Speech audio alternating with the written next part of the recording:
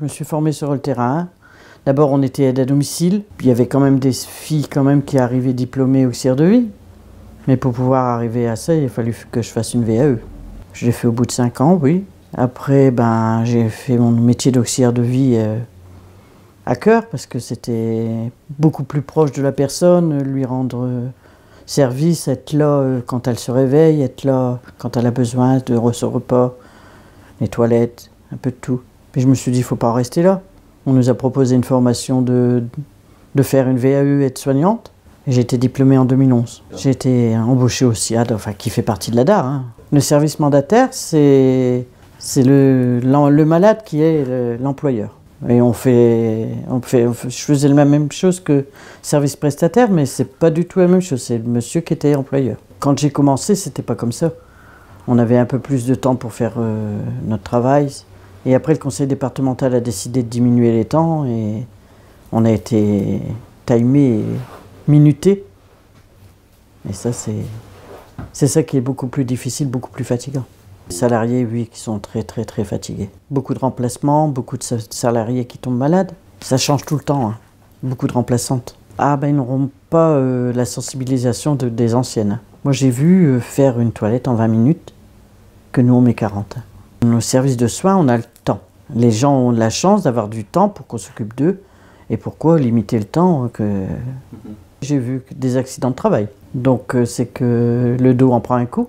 Toute personne a une personnalité, tu as toujours une souvenance de tous tes gens. Si tu allais travailler au château de la princesse de Mérode, ça c'est un souvenir parce que tu es monté dans le château, tu as ouvert les portes du grand château. Il y en a beaucoup à être bizarre, oui. J'avais un monsieur, je ne pouvais pas l'approcher. Il s'appelait Bizarro. Ah, tu te dis punaise. Ah oui. Donc il arrivait avec l'ambulance, fallait se mettre à sa place, il a la dialyse, il revenait. Il ne fallait pas du tout d'aide de ma part. Donc, vous avez qu'à nettoyer. Et puis après, il m'avait même traité de voleuse. Hein. Je volais ses sacs de poubelle. Il nous demande comment que ça va et tout ça, oui. Parce qu'il y a des familles quand même qui s'occupent de leurs parents. Il y en a encore quand même un peu. Alors, une fois que nous on passe, elles se soulagent et elles viennent de moins en moins. On ne demande pas d'autre chose. C'est d'avoir un merci quelquefois. La reconnaissance, c'est ça, c'est le merci. Il est reconnu, notre métier, ouais. Il est ce qu'il est. Mais il n'est pas assez connu par les gens qui ont ce service-là pour les aider dans les actes quotidiens du jeu de tous les jours. On est leur rayon de soleil, ils nous le disent.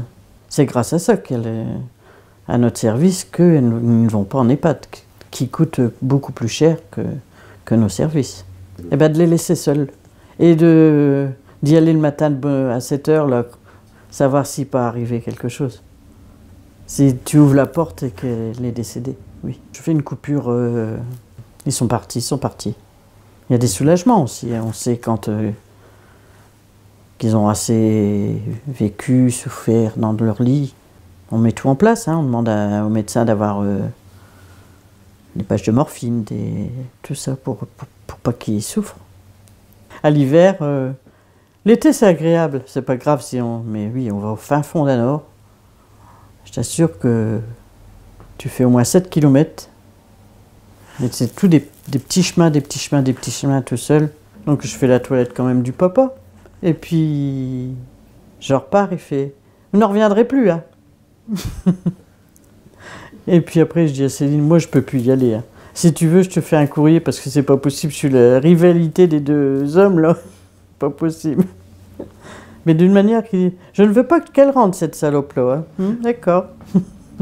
Mais là, maintenant, on a mis des équipes d'astreinte pour les salariés qui sont malades.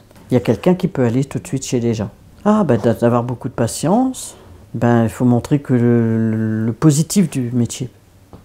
Leur montrer aussi qu'il faut bien mettre une barrière, que c'est eux et toi. Une augmentation de salaire et puis les frais kilométriques. Du travail à faire parce qu'il y a des salariés en souffrance et on s'en rend pas compte. La troisième agression, que je n'avais quand même, je suis membre du CHSCT depuis longtemps, je n'avais jamais vu. On est auxiliaire de vie. Il y en a encore des aides ménagères.